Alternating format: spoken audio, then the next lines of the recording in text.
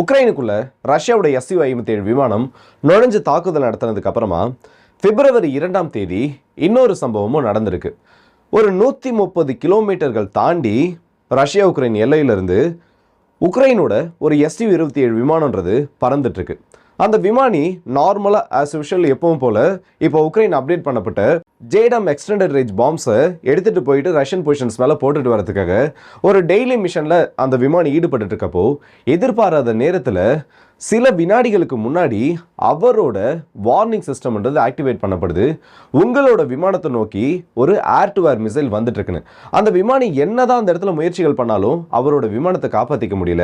அது மட்டும் இல்லாமல் அவரோட உயிரையும் காப்பாற்றிக்க முடியல. இதுக்கப்புறம் தான் இந்த சம்பவத்தை பண்ணது யாருன்னு சொல்லிட்டு ஒரு தகவல் இப்போ வெளியில் வந்திருக்கு. ஏற்கனவே அடி வாங்கிட்டு இருக்க உக்ரைனோட விமானப்படைக்கு இப்போ இழக்கப்பட்டிருக்க இந்த Su-27 சேர்த்து ஆல்மோஸ்ட் அதோட எண்ணிக்கைன்றது ஒரு பாதிக்கு அதிகமாக குறைஞ்சிருக்கு. ஸோ இதை பற்றின செய்திகளை இந்த பற்றியோட நம்ம பார்க்க போகிறோம். வாங்க வீடியோக்குள்ள போயிடலாம். நான் உங்கள் லாக்கி தமிழ் ஃபிக்ஷன் டிபி ட்ரெண்டிங்ஸ்.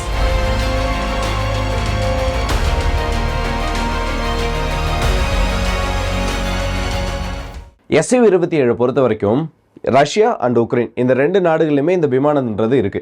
ஏன்னா சோவியத் யூனியனால் உருவாக்கப்பட்ட இந்த ஒரு விமானம் ஒரு மல்டி ரோல் ஃபைட்டர் ஜெட். அது கூடவே இப்போ இருக்கக்கூடிய கரண்ட் 4th ஜெனரேஷன் ஃபைட்டர் ஜெட்ஸ் கூட போட்டி போடக்கூடிய அளவுக்கு ஒரு சக்தி வாய்ந்த சூப்பர் மெனுவரபிள் விமானம் சொல்லலாம். இதோட அப்கிரேடட் வேரியன்ஸ் தான் இப்போ வரைக்கும் உலகம் பயன்படுத்திட்டு இருக்கு. அதாவது ரஷ்யா கிட்ட இருந்து ஆயுதங்கள் வாங்கினவங்க Su-30 பேர்லையும் அதுக்கு அடுத்தபடியே Su-35 ஒரு பேர்லையும் பயன்படுத்திட்டு இருக்காங்க. ஏன் நம்ம இந்தியா பயன்படுத்திட்டு இருக்க Su-30 ஒரு மூதாதையர்னு சொல்லலாம் இந்த Su-27.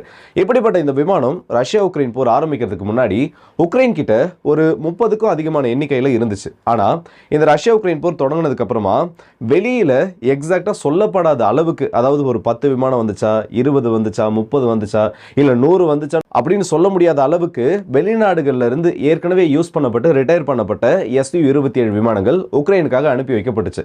ஸோ எப்படி பார்த்தாலும் உக்ரைன் கிட்ட இருந்து அந்த 30 விமானங்களை கணக்கு பண்ணோம்னா இப்போ வரைக்கும் ரஷ்யாவோட ஏர் டு ஏர் ஸ்ட்ரைக்லையும் ரஷ்யாவோட பிரசிஷன் அட்டாக்லையும் ஏர்பேஸில் நிறுத்தி வைக்கப்பட்டிருந்த விமானங்கள் அழிக்கப்பட்டதுன்னு ஒரு 9 விமானங்கள் வரைக்கும் இது வரைக்கும் உக்ரைன் இழந்திருப்பாங்க.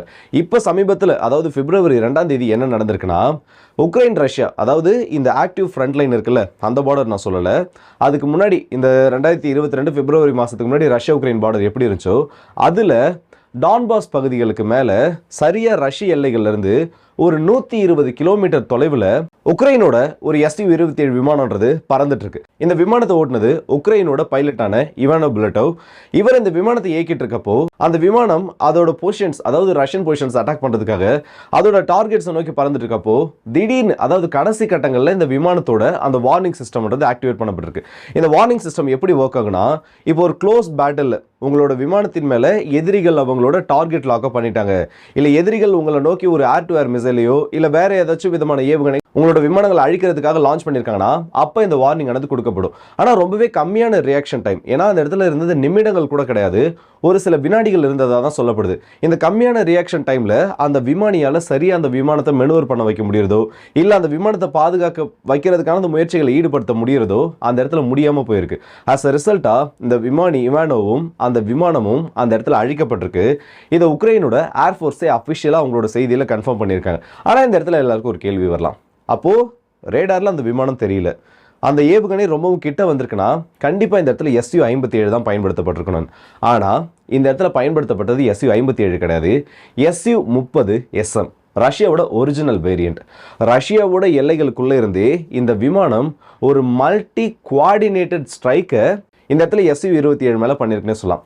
ரஷ்யாவோட Su-30 பொறுத்த வரைக்கும் இதில் யூஸ் பண்ணியிருக்கக்கூடிய PSA ரேடாரால் ஒரு 400 கிலோமீட்டர்கள் வரைக்கும் இருக்கக்கூடிய டார்கெட்டை ட்ராக் பண்ணுறதும், ஒரு 300 கிலோமீட்டர்களுக்குள்ள இந்த தொலைவுகளுக்குள்ளே இருக்கக்கூடிய அந்த டார்கெட்ஸை டார்கெட் லாக் பண்ணி அடிக்கிறதுன்னு சொல்லிட்டு அதோட மேக்ஸிமம் ரேஞ்ச் ஏவுகணைகளை இதனால பயன்படுத்த முடியும்.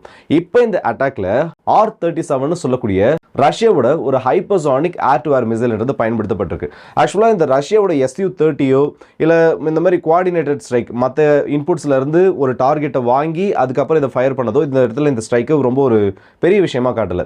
இந்த R-37ஓட பயன்பாடுன்றதான் இந்த விமானத்தை Su-27 தப்பிக்க விடாம பண்ணியிருக்குன்னு சொல்லலாம். ஏன்னா இந்த R-37ன்னு சொல்லக்கூடிய இந்த ஹைப்பர்சானிக் ஏர் டு ஏர் ஏவுகணையானது ரஷ்யாவோட ஆர்சனல்ல இருக்கிறதுலே BVR range, beyond visual range, கண்ணுக்கு எட்டாத தூரத்தில் அந்த விமானம் இருந்தாலும் அதை அழிக்கக்கூடியதில் ரொம்பவே ஒரு திறன் வாய்ந்த ஏவுகணைன்னு சொல்லலாம்.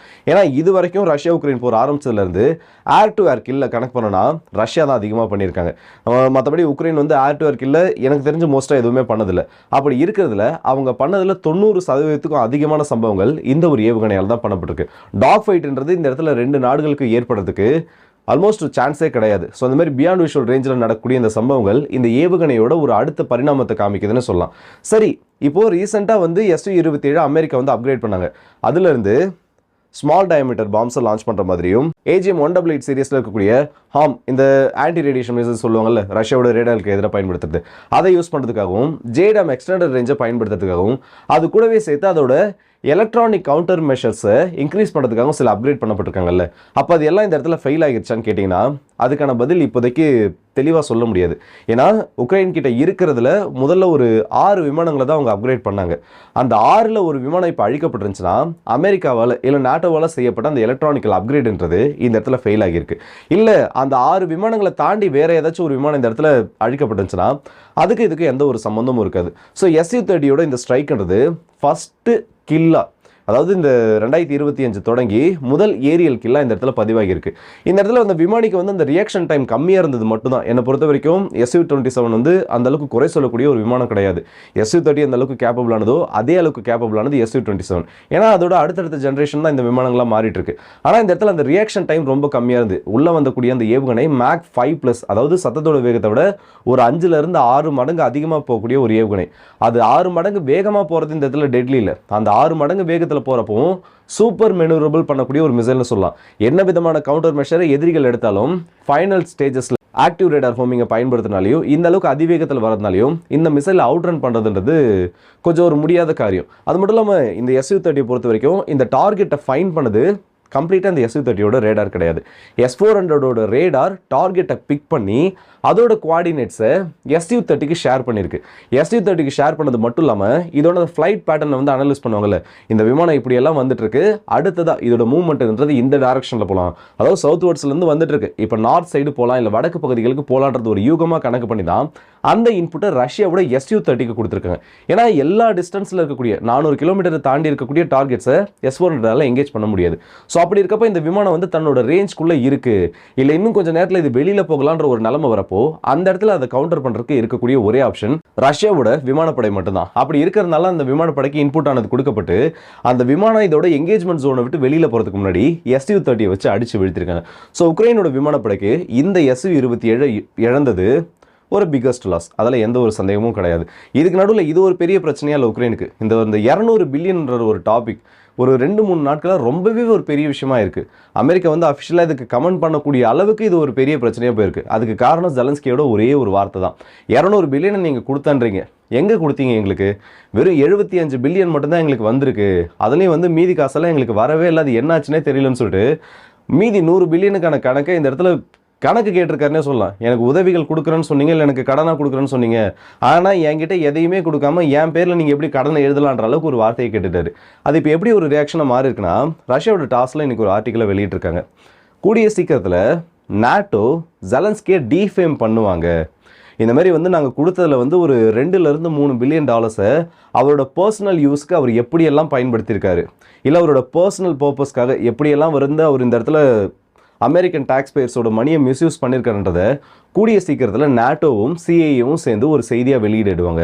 இது எப்படி போயிட்டு முடியும்னா, உக்ரைனோட அதிபரை பதவியை விட்டு தூக்கி மக்கள் எதிர வந்து இவர் உக்ரைனை வந்து மொத்தமாக கொலாப்ஸ் பண்ணிட்டாரு, உக்ரைனுக்கு வரக்கூடிய உதவிகள் எல்லாம் இவர் வந்து மிஸ்யூஸ் பண்ணிட்டாருன்னு ஒரு பெரிய பிம்பத்தை உருவாக்கி கண்டிப்பாக அவரை டீத்ரோன் பண்ண பார்ப்பாங்க, அரசியல் அதை அவர் பதவியை விட்டு தூக்கி எறிய பார்ப்பாங்கன்னு ரஷ்யாவோட உளவுத்துறை சொன்ன செய்தியை டாஸில் ஒரு ஆர்டிக்கலாக கொடுத்துருக்காங்க. இது வந்து ஆல்மோஸ்ட் நடக்கக்கூடிய ஒரு விஷயம் தான். ஏன்னா ஏற்கனவே வந்து உக்ரைனுக்கு வரக்கூடிய உதவிகள் கட் பண்ணப்பட்டுருச்சு, ஜெலன்ஸ்கி ஏன் நம்ம பவரில் வச்சிருக்கோன்ற அந்த ஒரு டாப்பிக்கும் வெளியில் வந்துருச்சு. ஸோ இப்படியெல்லாம் போயிட்டு இருந்தா இவ்வளோ நாள் ஜெலன்ஸ்கி யாரை நம்பி இவ்வளோ பெரிய ஒரு யுத்தத்தை யாரை ப்ளீஸ் பண்ணுறதுக்காக நடத்திட்டு இருந்தாரோ அவர்களாலேயே போதும், நீ பண்ண வரைக்கும் வெளியில் போகணும் அனுப்பப்பட்டுருவார். அண்ட் இந்த வீடியோ பற்றி உங்களோட கருத்தில் கமெண்ட் செக்ஷனில் சொல்லுங்கள். அடுத்த வீடியோ சந்திப்போம். அது வரைக்கும் வந்து முடிப்பது உங்கள் ஆர்கே. அண்ட் காலையில் நம்ம ஒரு வீடியோ போட்டிருப்போம், இந்த dark side of Russia Ukraine வார்ன்ற மாதிரி. டைம் கிடச்சிதுன்னா அதை பாருங்கள். ஏன்னா நிறைய பேருக்கு வந்து அதுக்கு பார்த்தீங்கன்னா நோட்டிஃபிகேஷன் போகலன்னு நினைக்கிறேன். என்கிட்ட வந்து கேட்டவங்களே வந்து ப்ரோ நோட்டிஃபிகேஷன் போகல, சேனல்களோட நாங்கள் போயிட்டு பார்த்ததுக்கப்புறமா தான் அந்த வீடியோ இருக்குன்ற மாதிரி சொல்லியிருந்தாங்க. ஸோ மேபி ஏதாச்சும் டெக்னிக்கல் இஷ்யூஸ் இருந்திருக்கலாம் நோட்டிஃபிகேஷன் போகிறதுக்கு காரணம்.